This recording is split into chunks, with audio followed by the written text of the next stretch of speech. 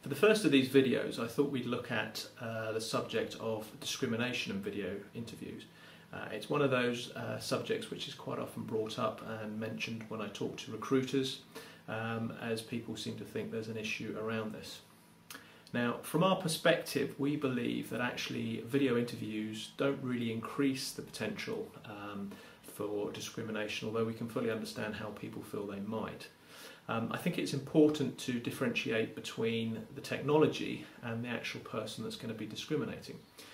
Whilst, yes, it's obviously perfectly plausible to say that, yes, because you've done a video interview, you could be discriminated for a particular role based on either your gender or your race or whatever it may be. The real problem, I think, lies with the person that's going to be watching that video, who's going to be interviewing you, and that's the recruiter or the hiring manager. I think actually the video interview doesn't really have any difference at all, make any impact at all in terms of discrimination. Probably the only thing it really does do is it potentially brings that discrimination forward or earlier into the recruitment process.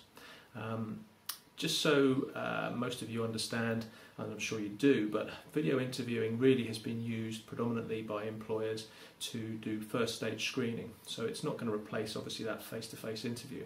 But what it does allow employers to do is actually get a good look at a candidate and get a feel for them early on in the recruitment stage. So I think actually rather than being a barrier or a problem for discrimination, it could actually offer an opportunity for a lot of employers.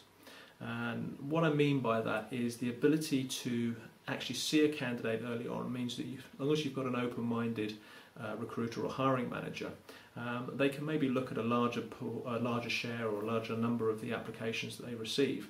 A lot of employers I know have issues with large volumes of applications being received for particular roles, and of course that causes problems in terms of how do you actually assess all those applications accurately and get a good feel for each candidate. So by using a video interview, it does give you the opportunity to actually see and hear and get a feel for that candidate very early on.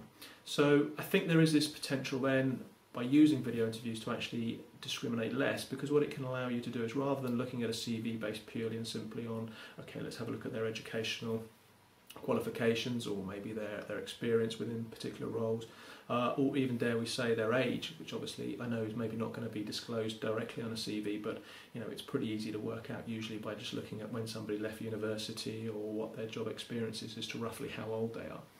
And I think it's important that video interviews can actually allow you to see the candidate, so you maybe don't make that decision based purely and simply on, okay, somebody's obviously in their mid-40s or their 50s or whatever it may be, they're not going to be right for us. When actually when you see the video interview of them, you may find that no, actually they are right for us, they are still energetic, they are still very enthusiastic, and that's the kind of person that we want to come and work for our company, for example. So that's my take on it. I'm not going to ramble on for too long, so hopefully it's given people a few ideas as to the things to think about. In terms of these, we'd love to hear your opinion and get feedback. I think it's very important from our perspective as a business when we're developing our products to hear what our customers and what our potential customers think.